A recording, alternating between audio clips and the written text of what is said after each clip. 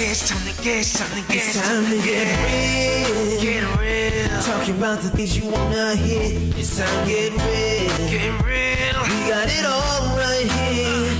It's time to get real. Get real. Better buckle up, get real, get set. It's time to get real. Get real. We got it all right here. Come on. Whoa. Whoa.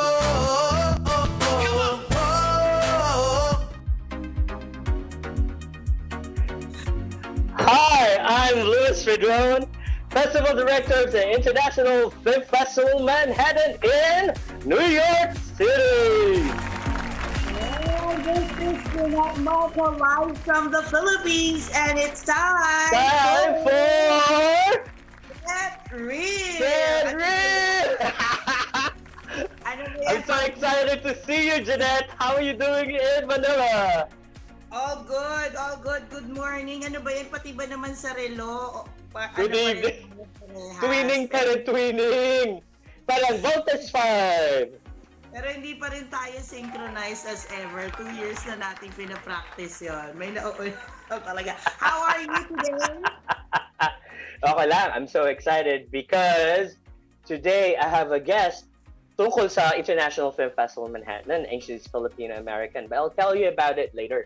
Meanwhile, what I'm busy with is preparing for the International Film Festival Manhattan. Alam mo naman na yan ang buhay ko and blood and ano ko. I know. Nananalaytay sa aking dugo is International Film Festival Manhattan. I mean, thank God. That's the reason why I cannot even disturb you pag tinatawagan kita to update you, hindi mo na ako sinasagot. It must be a very, very busy month for you, just practically screening for IFFM. If I would recall, this time of the year, sobrang busy natin for the live event. But unfortunately, you and I are doing our stuff. Ikaw nandiyan ka sa New York and I am here in the Philippines. Online muna tayo. So, right. How's the Kasi weather there? dun sa International Film Festival Manhattan kasi there are 3 aspects, di ba? Programming it, ibig sabihin, pipiliin, like you choose all the films that will be coming out. Pangalawa, you put them all together in a program. So, kung minsan, comedy, tapos may program na may tema na pare-pareho, or else mga different feature films. And then, the only thing is, ang difference ngayon is, we have virtual events.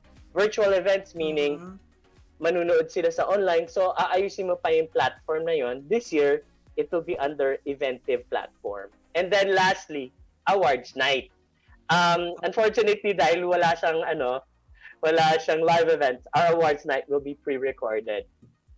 So, I'm preparing for 4 aspects right now, back to back to back. And before we used to have 30 filmmakers to 40 filmmakers, now we have 60 to 70 filmmakers I'm dealing with around the world.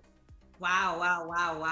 So, that means less sleep for you kasi you're doing all the prep. Alam ko naman kung gaano ka ka-antsy, just practically preparing for all of that. Pero bago ka mag-move forward sa ating guest ngayon, kumusta naman ang weather dyan?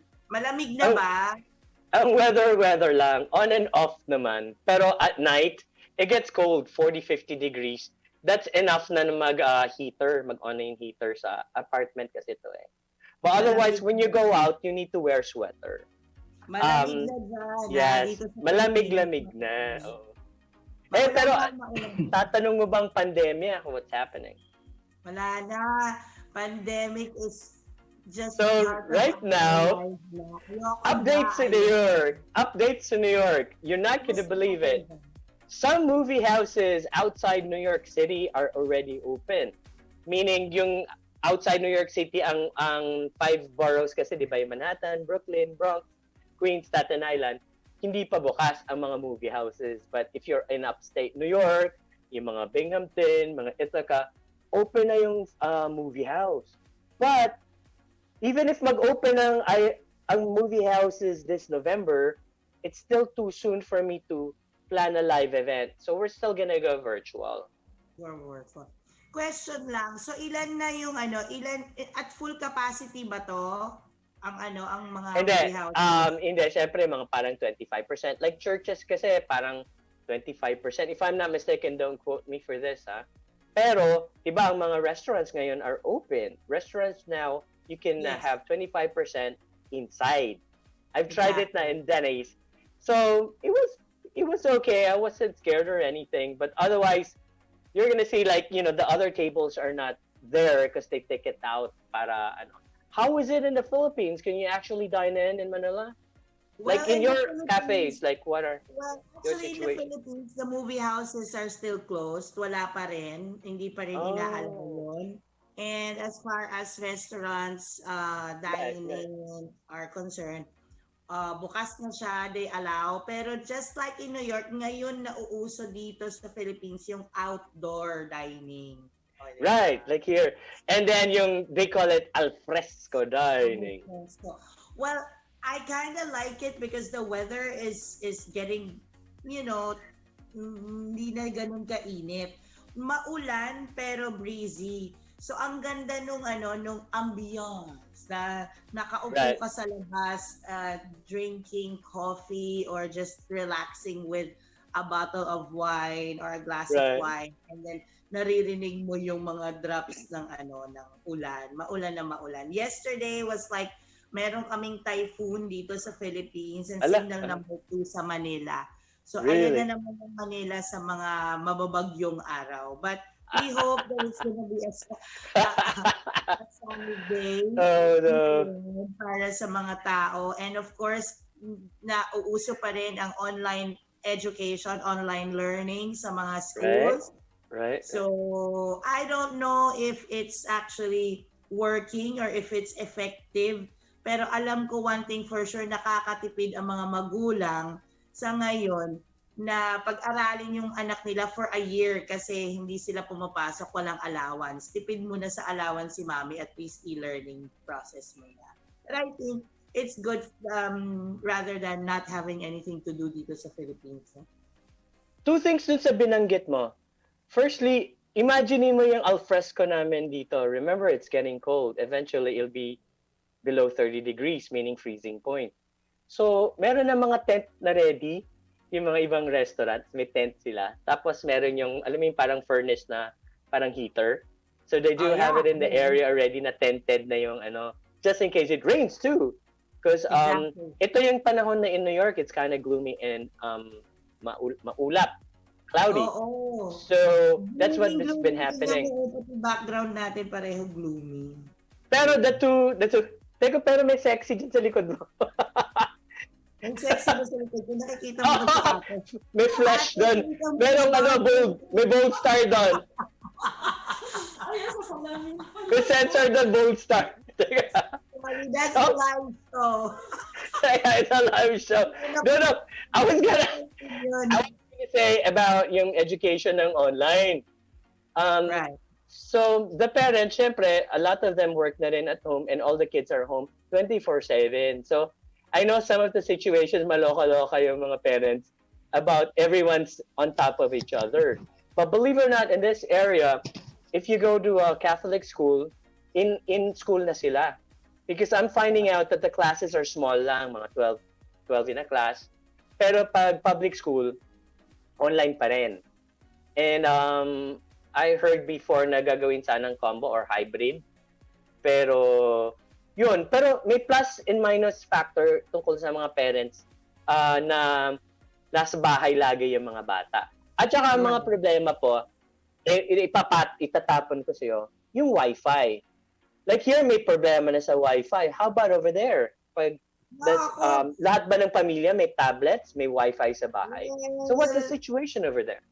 Siguro, well, actually, everyone's techie, lalo na dito sa Philippines, no? Each kid would have their own cell phones and tablets or laptops to work on. Right. However, struggle pa rin yung internet connection. So, Right.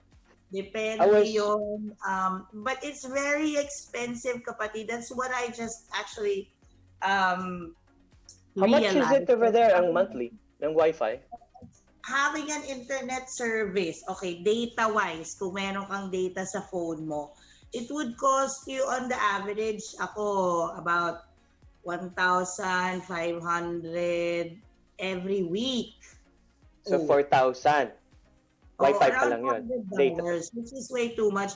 Sa New York, we're just Right. paying $29 to $40 for a phone Ang service. telepono, oo. Pero ang Wi-Fi sa bahay, kasi it's included with your cable, is pumapalo ng $69 to $100 pa rin. Pero, I'm finding out, ang bandwidth pala in your area, when there's so many people using it, nagko-compete rin. So, it's good. Babagal. So, it's good. Yung bandwidth mo, yung Wi-Fi mo is good during the overnight when people are sleeping. But when everyone's in school, the bandwidth is low. Meron nang nauso ngayon dito na tinatawag nila din na na parang portable Wi-Fi ng mga telecoms company na you don't need to mount it sa bahay. So wherever you go, kaya mo na siyang dalhin. Pocket Wi-Fi. Pocket Wi-Fi. Hindi pocket Wi-Fi Parang router na rin siya. Really? Oo. And then, ganun Can you give me the information? Baka meron na dito. Kasi, ngayon, I'm doing tablet. Hindi pa naman ako no? So, data to. So, what I'm using is data. I'm still learning. The United States were very good with, I'm still learning. Pero nga, I'm worried because I'll be Zooming for the Q&A. So, I'm still learning all of this. But, thanks to Sergio of PHLV Radio, I'm learning a lot. But anyways, we're on the 15th minute ng chikahan. Kaya remember, we have 2 guests. Yes, so, we're very excited. Yes. Both are equally talented. O sige, welcome naman. Meron akong short intro. Okay. Go. Shoot. So, meron tayong Filipino-American who lives in Vegas. So, perfect. She should actually meet the PHLV radio team, Sergio, in Vegas. So Melissa Del Rosario is a producer, and she's a director-writer also in Las Vegas, Nevada. She created her film production company, Rose Ray Media, to tell unique stories based on the truth that promote women and diversity in film, di ba? Wow. Rose Ray Media works include award-winning short films, including mga feature films, commercials, music videos, social media, tsaka union and non-union projects.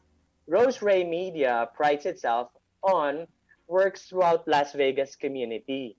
So Melissa actually enjoys supporting local filmmakers in her local film community, and she volunteers her time to a local film festival such as Nevada Women's Film Festival, Las Vegas Film Festival, and recently the 48-hour film project in Vegas. Melissa is also the brand ambassador of Eclipse Theater, where she hosts monthly screenings and network events in Vegas to promote the Las Vegas film community and local filmmakers. Ladies and gentlemen, we'd like to introduce to you Film American award-winning filmmaker, writer, actress, Latna, the beautiful, the vibrant, the young, Miss MJ Del Rosario! Woo! Come on down! Ayun na siya. Oh, wow! So, would like to hear your voice. So, tell us about you and what is that movie sa likod mo in the poster? And I know it's part of the International Film Festival Manhattan, but we want to hear your voice. Introduce yourself to us. Well, I'm Melissa. I'm MJ Del Rosario. This is my feature film that we're so honored to be playing at International Film Festival Manhattan next month. And I'm so proud to be an alumni going back for the next year. What do you want to know? Like, I'm here to support you, Louise, and to meet you. Maraming salamat. So 2 aspects. Since we're New York, we're Manila. So tell us, have you been to New York and Manila? And tell us about the things you love about New York and the food, since Jeanette always talks about food and restaurants in Manila. What do you remember in your trips to Manila? So those things, para we want to learn about MJ, you as a person. Oh, thank you so much. I miss the Philippines. I miss the Philippines so much. My family, my grandmother, her family is from Lipa City. Near. So Tagalog, no? Lipa is Tagalog. Batangas. Batangas, yeah. So she's Tagalog, yeah? Yeah, but my grandfather is from Tarlac, which is in Oh my Pampanga. God, we are coming from the same place. I'm from Tarlac, kaya pala MJ and I look alike. Ang ganda namin pareho. Oh, Di ba? Di ba? Maganda. Okay. Maganda. Yeah. I miss the beautiful. Philippines. It's beautiful there. My grandfather's family has the rice farm in Pampanga, Yeah. and I love it there. I want to go back and make a movie there one day. I want to live in New York for a little bit because there's this feeling in the streets. I feel like Right, right, right. there's nothing like New York or the Philippines, in my opinion. When was the last time you went to the Philippines, MJ? Oh my gosh, it had to be at least too long, Too 4 years long already. ago. I want to go back MJ, next year. Maybe MJ, pa let me siya ask you. today. There are two things that I remember being here in New York and over there. Because I'm immersed in the Filipino community, so I eat Filipino food here. When I go to the Philippines, when I eat the karakere or whatever, I mean, not counting Jeanette's cooking, right? Or Jeanette's restaurant. How come when I go over there, it feels like the food is more authentic in New York rather than the Philippines? Is it just me, or I'm weird like that? I'm sorry. Just Have your you? mindset. I'm my mindset. I guess my taste bud says. What is your experience in the Philippines about food and the cuisine over there and street food? Oh, I love the food there. I remember being a little bit nervous when we would go and get street food and we'd just say, "Oh, let's get that." And we would just pick it and I'd be like, "Oh, is this going to be weird for me?" But I don't remember ever getting sick. It was really, really good. And you have more money in the Philippines when you have Of American. course, yeah. And you can choose everywhere.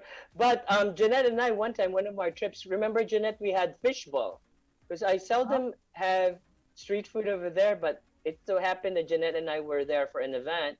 And we had street food somewheres, right? By the condo, Jeanette? Yeah, by ABS-CBN. It's one of my. Remember It, that? it is actually one of my favorite thing to do.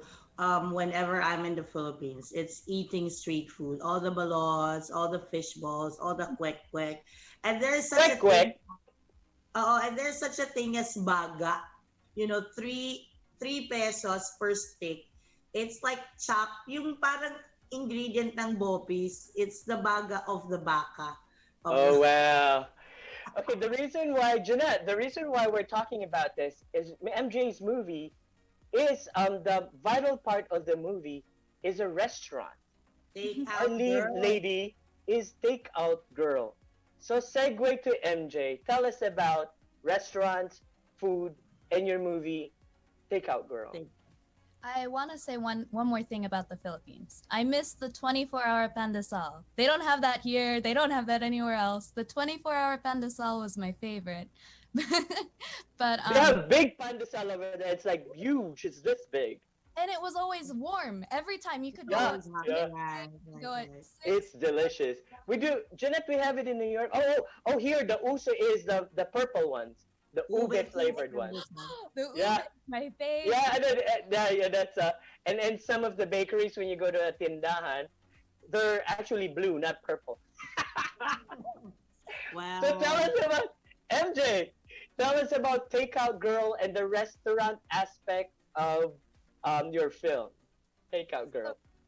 The film, I'm so blessed to be a part of the film. We couldn't have done it without the lead actress and the director.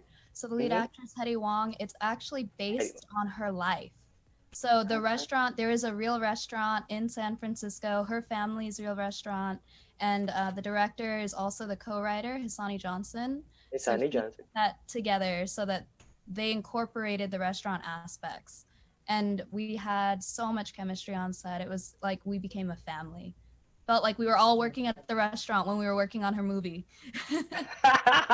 Were you How eating the popular real was food from that restaurant?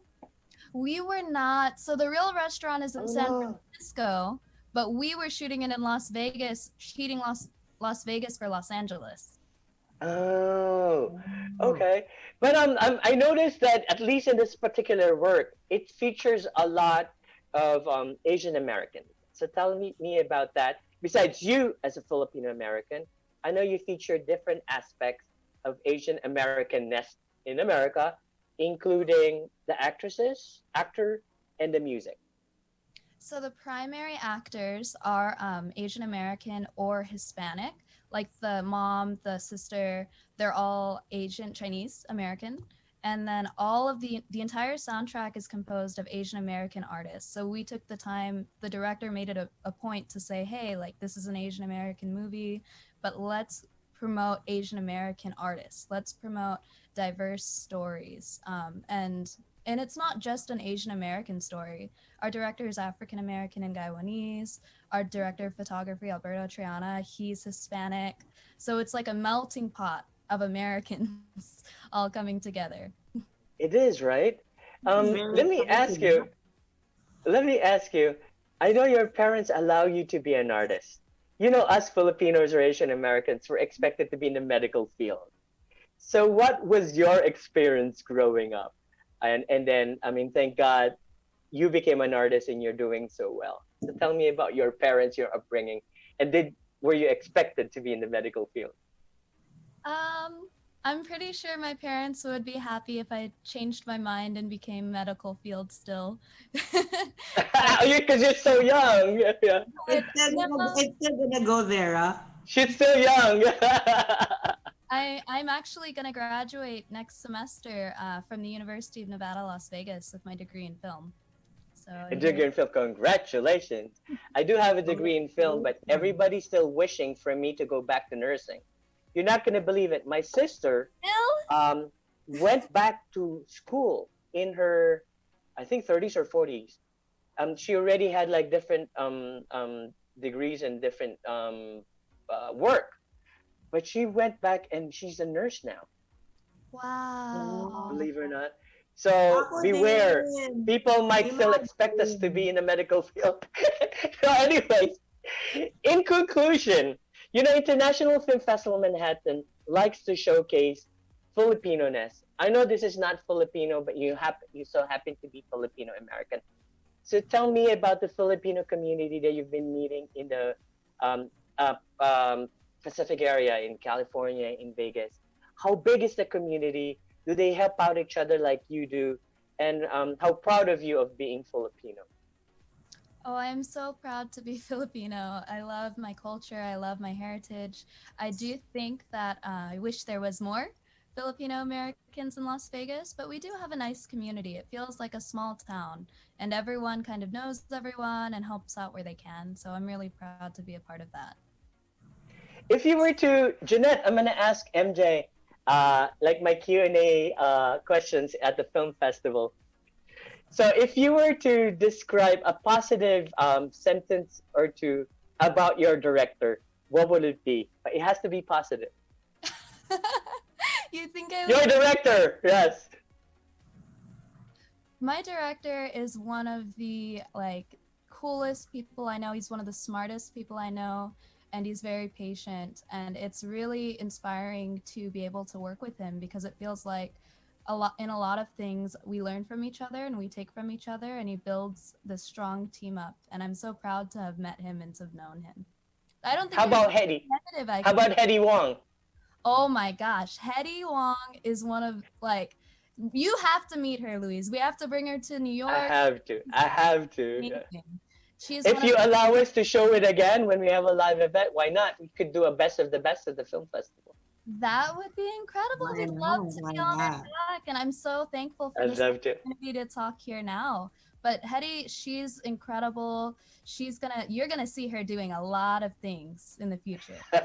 Keep an eye out for her. 'Cause I she's know. I am proud of you, and I'm proud of the whole team. Takeout Girl is a must-see in the Louise? International Film Festival Manhattan. I got a Jeanette, question for sige. Yan mo lang kasi magko-conclusion tayo. Pero MJ, before I let you go, if you were a Filipino dish, what would you be and why? That's funny. I would be lumpia. That's or sinigang. Maybe sinigang. Wow. Because my grandmother makes the best sinigang, and I'm just like her. So my nana, shout out my nana and lolo. Yay! Kamusta po? So anyways, you have like a minute or two. Please sell us the movie. Why people should watch Takeout Girl, directed by Histani Johnson, that will be screening at the International Film Festival Manhattan this November 19 to 22. Why should they watch your film?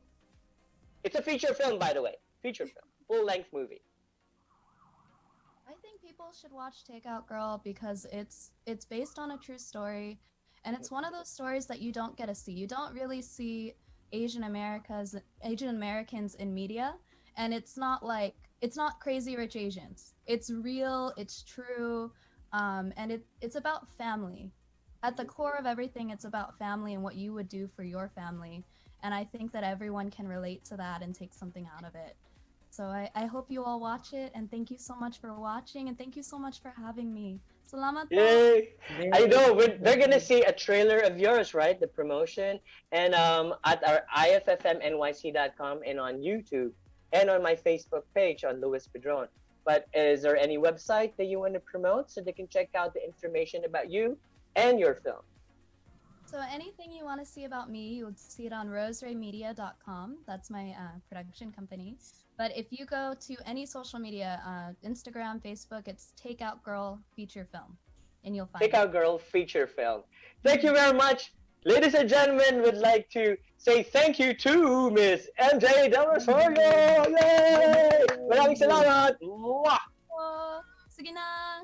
Kita-kita po tayo. Bye! Mwah! Mwah! Ayan. Yay! So, Miss Jeanette, ikaw naman. Luis, teka muna. Ang ating guest. Bago tayo pumunta doon sa sa susunod nating guest, tatanungin din naman kita kung isa kang ulam. If you were a Filipino dish, what would you be? Pwede mo sabihin dinuguan.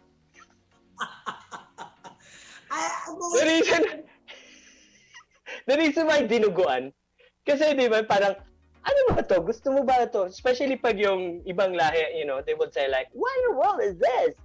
Well, when you get to taste it. Ayun. Ayun.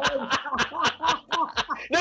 I didn't mean it that way. Why are you giving it such malice? I did not mean it that way, Jeanette. I meant, it's weird and it's unique. That's what I meant. I didn't mean it that way. Right, my family is watching this, so don't give it meaning. Don't give it meaning. I just meant I'm weird. That's what I said. Ako naman Nagmamas na nga ako. I have to hide myself.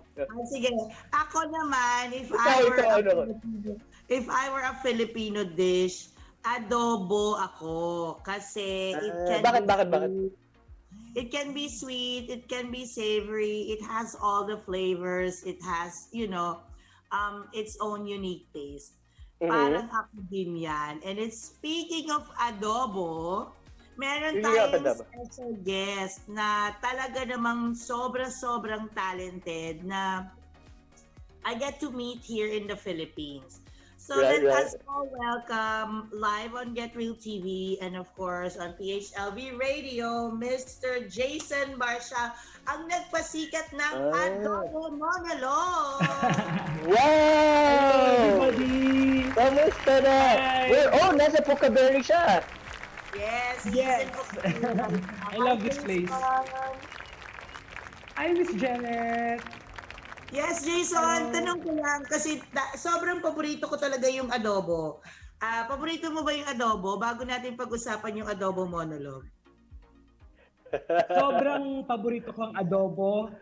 Paborito kong kinakain, paborito kong niluluto, paborito kong ino-order. At ino-order sa iyo, Miss Jeanette. Masarap rin mag-adobo, alam ko yan.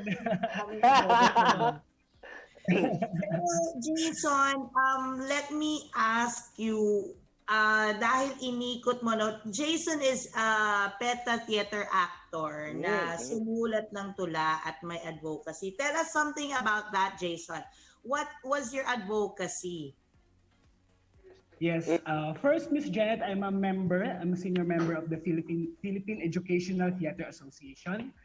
And then, doon sa process ng training namin bilang artist teachers, yung mga seniors namin ay gumawa ng isang training para doon sa mga members niya. So, kasama ko doon.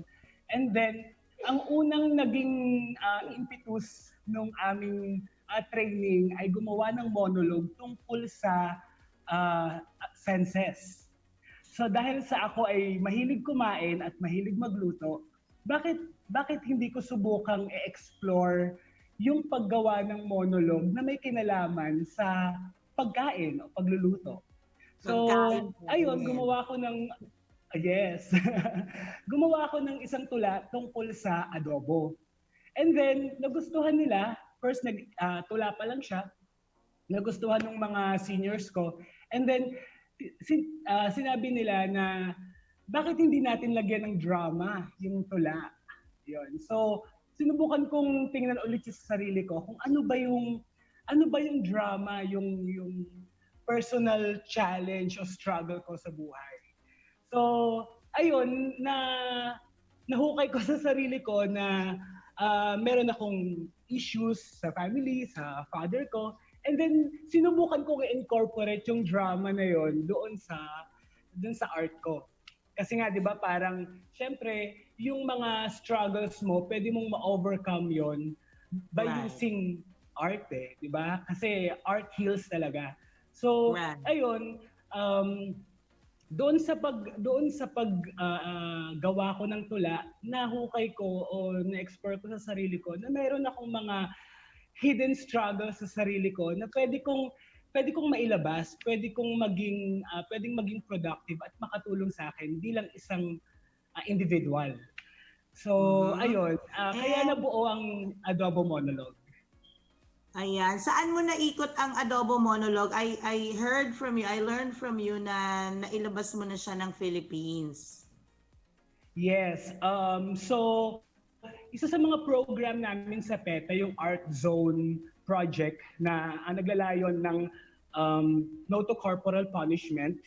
Nagsimula yon sa nagsimula yung pag-perform ko ng Adobo Monologue sa iba't ibang communities dito sa Metro Manila. Yung mga, alam natin yung mga urban communities, rural communities na natural o regular lang sa kanila na pinapalo yung isang bata para matuto. So, Luis, ayun, naging advocacy ako yun. Luis, alam mo ba ibig sabihin ng corporal punishment? Anong ibig sabihin nun, Jason? Ang corporal punishment po ay ang paraan ng pagdidisiplina sa isang bata na may kinalaman sa pananakit o pamamalo. May marahas na connotation doon sa pagdidisiplina. So, ayun. So ako bilang first hand na naka-experience nun, I can say na hindi yun masyadong nakakatulong kasi definitely paglaki mo na maaalala mo yung mga ganong klaseng sitwasyon sa buhay mo. And so then, nagkaroon ng psychological effect sa iyo yung mga childhood experiences mo, Jason. But it made you become a better actor dahil doon mo ba hinuhugot ang lahat ng mga emosyon at parang mag-into the zone ka habang umaakit sa teatro. Nakakatulong din siya, ma'am, kasi pwede mo ring makita yung ganung klaseng feeling o emotion sa sarili mo. Tapos i-translate yon sa iba't ibang paraan ng paggawa o pag-express ng art mo. So ayun, nakwento ko siya sa iba't ibang community and then I got invited sa iba't ibang festivals dito sa Asia. Una nakapag-perform ako sa Thailand sa yung isa sa mga festivals nila sa Bangkok. And then recently last 2018 sa isang global community conference sa South Korea. Ayan. Ayan si Mr. Luis Pedron, ang founder ng International Film Festival of Manhattan. Hindi ko alam kung nandiyan ba siya, tahimik siya dyan. Luis, andyan ka ba? Oo, sana magkaroon ka namang pelikula niyan para maipalabas sa International Film Festival Manhattan. Diba? Ang Yes, imagine ayan. ko Yes, maging sir. cinematic. Kahit muna short film, tapos maging feature film. Very interesting yung napaka-interesting nung Right. na yun, Jason. Anong mo, what is your plan? Gusto mo ba sa sa teatro o mas gusto mo sa movies? Well, versatile naman po ako. I also do films here in the Philippines. May mga ilan na rin po akong mga movies na nasalihan and mga series, TV series na nasalihan. But then talagang ang ano ko po talaga, ang madalas ko pong ginagawa ay sa pagpa-perform sa Encantado. Ayan, Luis, napakagaling na stand-up comedian ni Jason. Jason, nanonood si Tita Josie Harrison, ang mother ng ating idol na si Jokoy. O ayan, hello ka sa buong Hello Las po! Vegas. Hello po! New York. So, Idol. baka sakaling magkaroon ng pagkakataon Yes, ma'am. na Uy, teka, bigyan natin si Jason ng challenge. Kasi Jason, Miss Jeanette, last week ang ating Yes. debut was 1,000 views. Yay! Dahil sikat si Jason. So, ang ano natin kay Jason, dahil sikat si Jason at si MJ, ang challenge natin sa kanila is may 10,000 increase tayo views. ng 10,000 views. So, challenge natin kay Jason, ha? Jason, MJ, Jason, MJ. Sana nga, sana nga.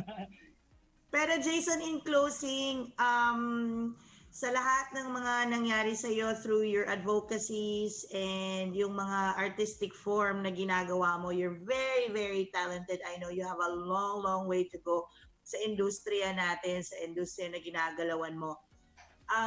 What is the greatest lesson learned from everything na nangyayari ngayon? And how does this pandemic affected your career as a theater actor?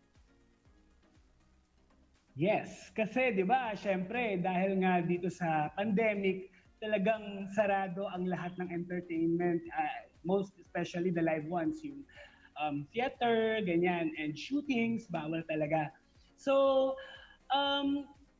resilient naman talaga tayong mga Pilipino, 'di ba? Sa kahit na anong challenges and struggles na dumadaan sa buhay natin.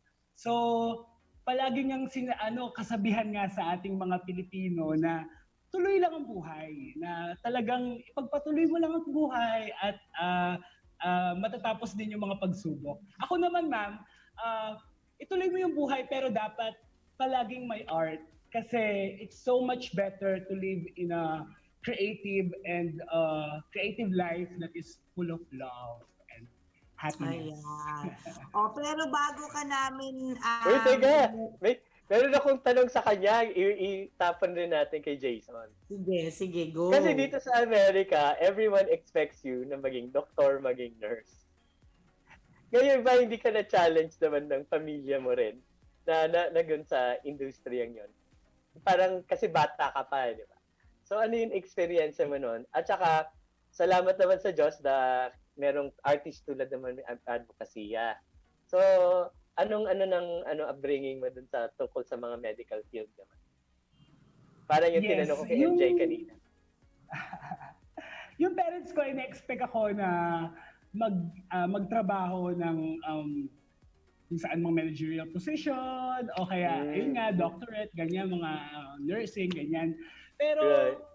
Ako kasi, brinig ko lahat ng rules kahit nung bata pa lang ako. Never ako nagsabi nag-compromise ng kung ano yung gusto kong gawin. So, siguro, naging ano rin yun sa akin ng parents ko na bakit ka nag-arts? Ganyan, walang pera dyan. Pero nung nakita naman nilang nag-enjoy ako at right. naging independent ako sa kung ano yung ginagawa ko, yun. Sinuport na rin nila yung lifestyle and yung gusto kong magawa sa buhay ko. No, di ba parang... So, kailangan lang Ganun din sa akin, di ba? Jeanette. Kailangan talaga. Ganun din sa akin. Luis, imagine mo pag nakita tayo naka-PT uniform ako, ikaw naka-nursing, di ba? No, it's not too late. Pero anyways, my parents then, I was blessed na they allowed me to do this. So I'm really, really blessed. Saka ngayon yung pamilya ko very supportive naman. I know marami tayong magagawa in the arts. Marami tayong matutulungan in the arts. At sabi mo nga, yung entertainment is part ng ano natin. Kung hindi, aatakihin sa puso ang mga tao kung walang entertainment. So, kailangan din tayo ng mundo. Pero kailangan natin mapakinggan ang art form at ang pinasikat ni Jason na adobo monologue. Jason, bigyan mo naman kami ng isang linya doon. Sample. Let's try. Kailangan na internalization. Oh, adobo! You are the most delicious dish in the entire world. Your salt and pepper is what push life to go on. Your garlic and onion dancing to the tune of crackling oil is the beat that I dance to. Oh, your scent that fills the kitchen seeps through my room and floats out like a dream reaching for the heavens. Biting into your wings feels like flying to where the view is serene and where the gentle breeze embraces me. Oh, adobo, you are a dream I don't want to wake up from.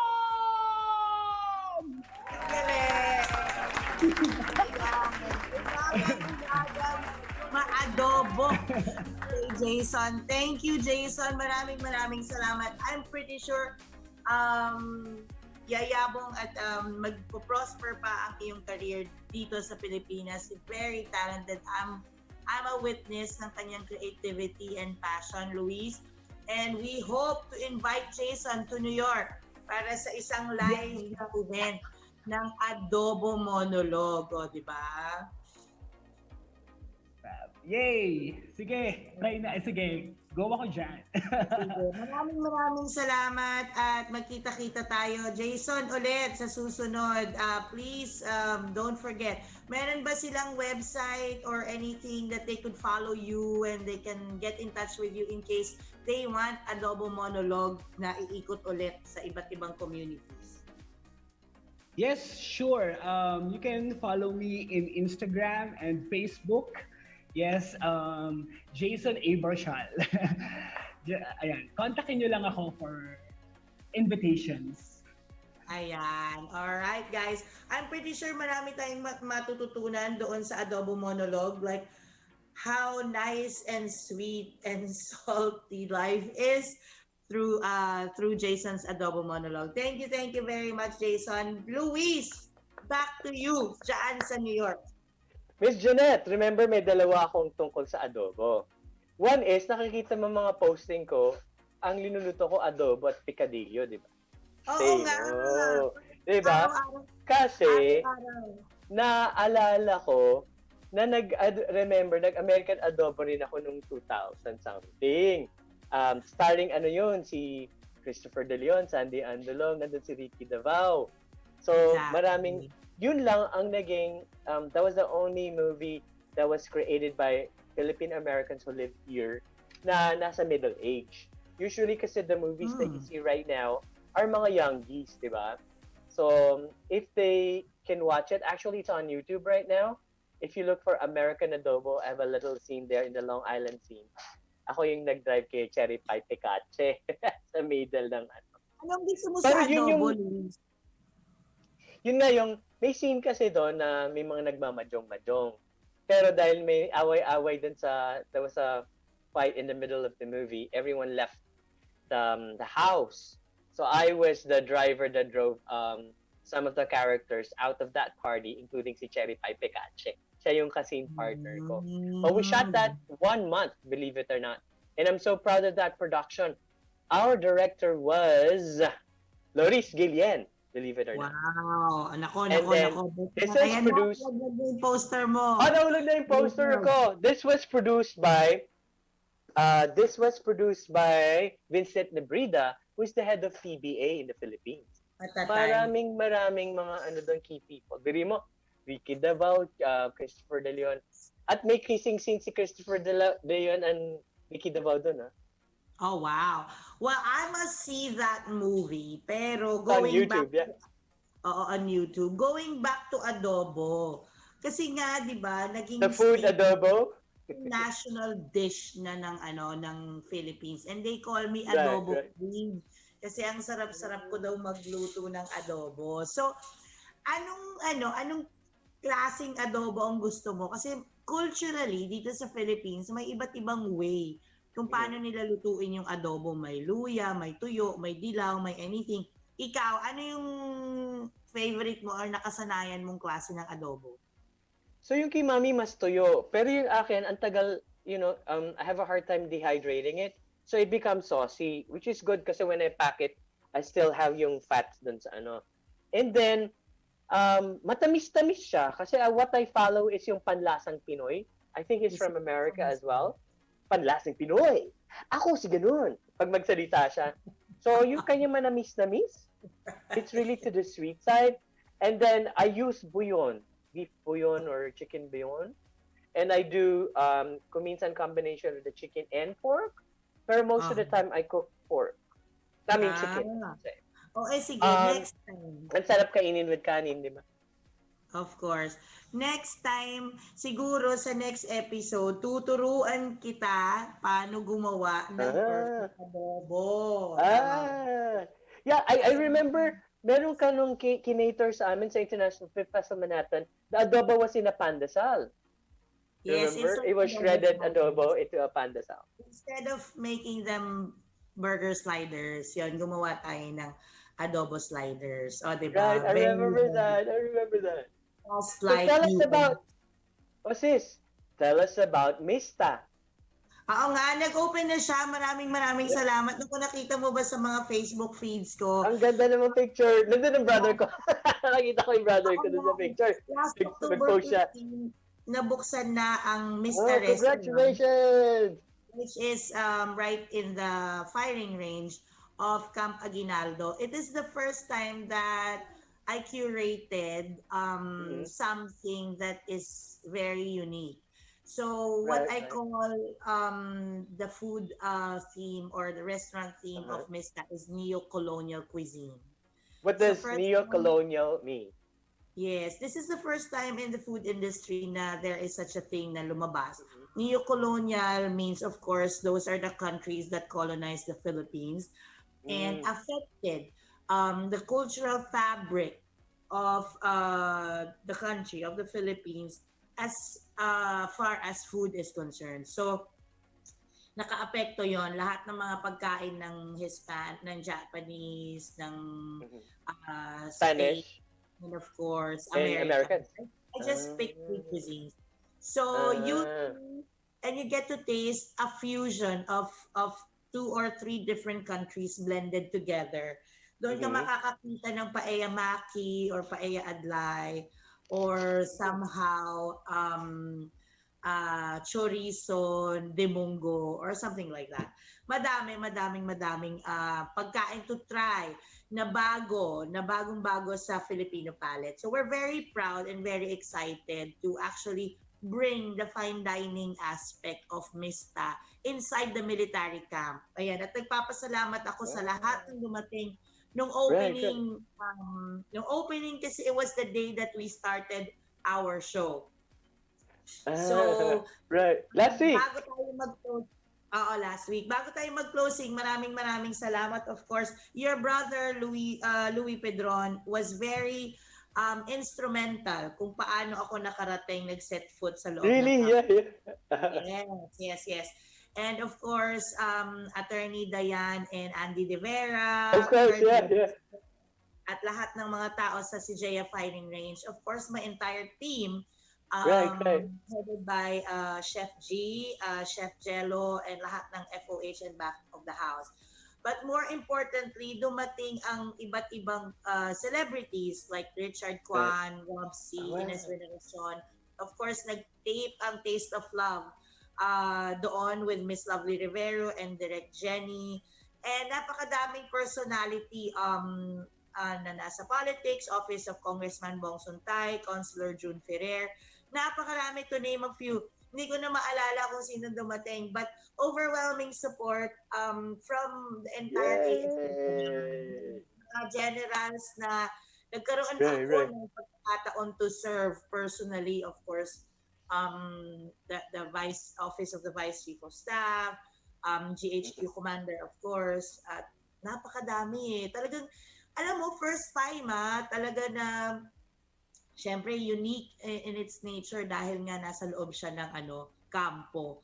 But we're very, very happy and very proud na sana supportahan din natin. Open siya to the public. So paano papasok doon? May pass ba doon to get in the camp? Actually, for everybody who wants to come and visit us, you can just go to Camp Aguinaldo, pass by Gate 6, that's along Boni Serrano. You just tell them, go to the no decal lane, just tell them you're going to Mr. Cafe. Ayan. Hindi naman mahirap hanapin. Bawal lang po ang taxi. So, if you're riding a motorcycle or bike, you must have a protective vest. Pero bawal po ang taxi. Either you walk, malapit lang naman po siya from the main entrance. So, expect ko na may episode tayo ng Get Real pag uwi mo dito sa Pilipinas.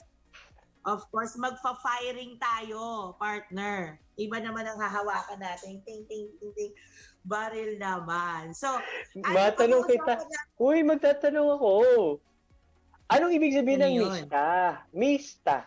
Like mister? Ano yung mista? Okay. It's a slang na ginagamit sa Philippine Military Academy. No? Kung galing ka, kung PMAer ka or nag-aral ka sa Philippine Military Academy sa Baguio, it means classmate or kapatid sa kanila. So, since nung nag-iisip ako ng pangalan, what would relate to, the military camp, to the AFPs, and most of them are actually PMA graduate. So, PMAers or kamista. So, ginamit ko na to make it into a word na we could all relate to, which is classmate or brotherhood, which is the, main objective ng bringing all the mistas and the brothers together. O, diba? So, ano naman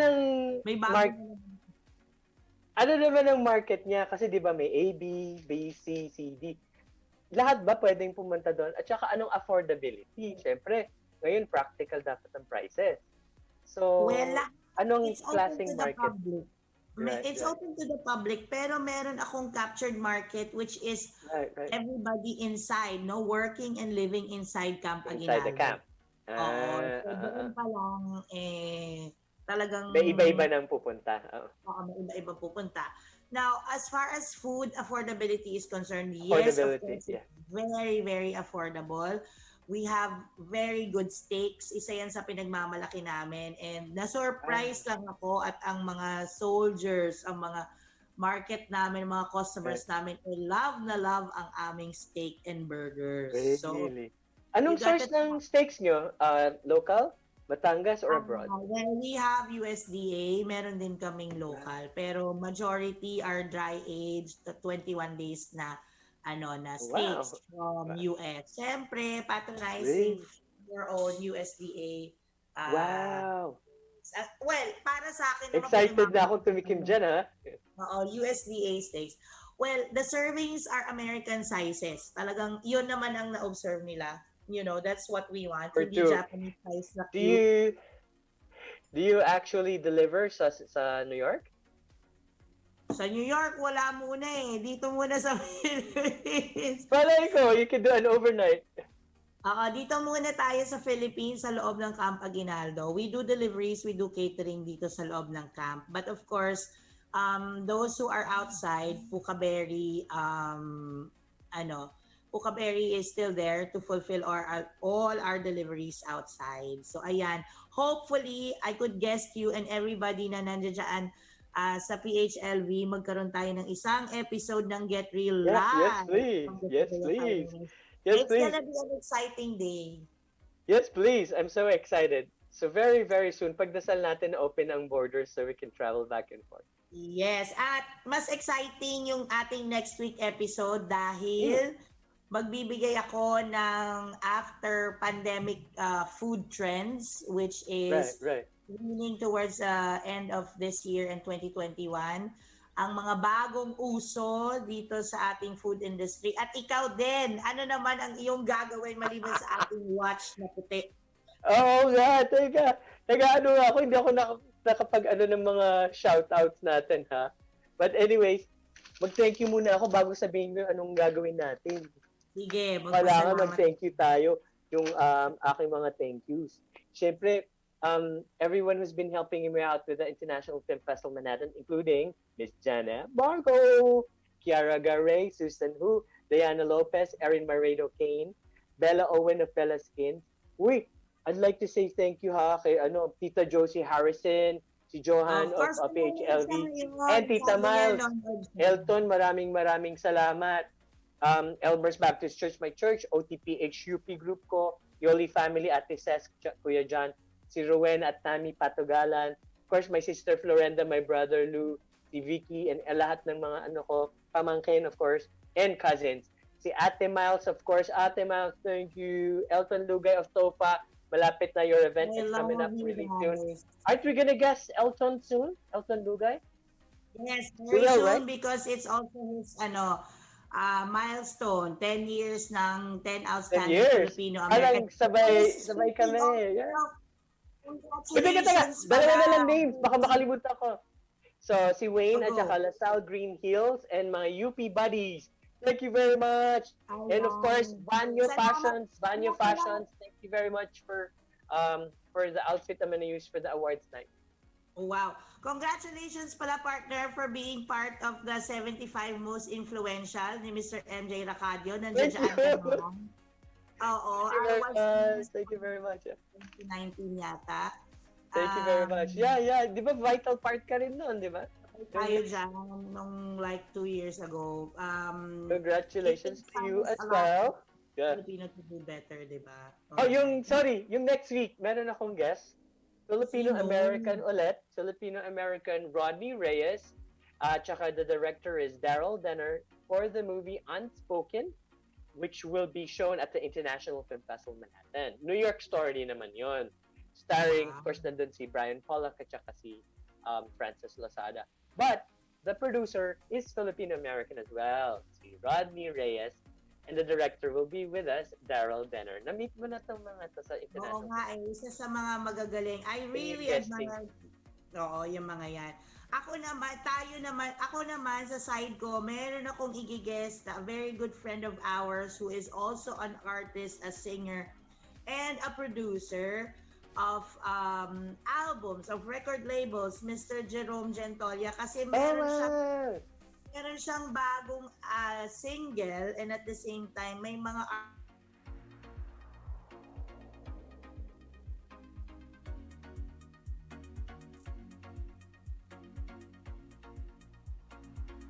So, the things that I'm gonna be showing next week, of course. Pero bago ko sabihin yon, I actually have shout out. Thank you very much, Miss Snooki Serna, because she will be doing the opening remarks of the International Film Festival Manhattan. Oh, wow! I'm so excited about that. Miss Snooki Serna, ang opening remarks. Remember last year who was our celebrity to open our film festival?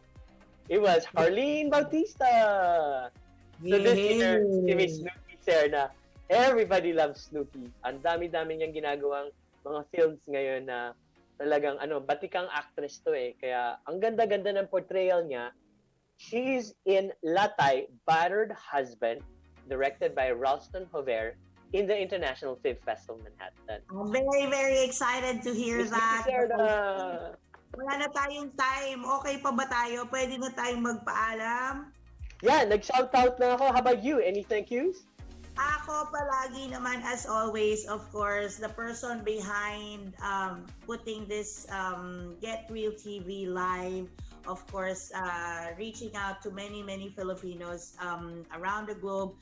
Tita Miles, and of course, Tita Josie, and the entire thank you. crew of the radio. Maraming salamat sa ating tech team. Kahit naghahang ako. Sir Johan, thank you. Sir Johan, thank you. Maraming salamat. And of course, Mista Restaurant and Pukaberry Cafe. Thank you so much. And of course, yung yung TV show ko na Taste of Love na Dream Come True. It's a it's a culinary and lifestyle show. Ayan. With Miss Lovely Rivero, segment host ako dyan, nabigyan ako ng chance. At pagkakataon to have my own segment, patok sa kusina. O yan, di ba? Jeanette, patok na patok ka talaga sa Pilipinas. Actually, yeah. Nagkaroon ako ng so many blessings. Thank you. All my family and friends whose never-ending support at saka outpouring blessings. To God be the glory. And to God be the glory. We pray for good health for everybody. Yes. Sabihin ko lang pati, no? Don't forget to wear your mask when you go out. I totally believe in that. At saka, International Film Festival Manhattan will be happening this November 19 to 22, 2020. All the films will be available all those 4 days. Ginagawa na ngayon ng awards night to be pre-recorded. We'll be doing Q&As na the next few days. Our website is iffmnyc.com, iffmnyc.com. I'm Luis Pedron, Festival Director of the International Film Festival Manhattan in New York City, and this is Jeanette Marcos saying keep a positive outlook in life no matter what happens. And this is saying goodbye till then for next week. This is Jeanette Marco live from the Philippines for Colette. Get real!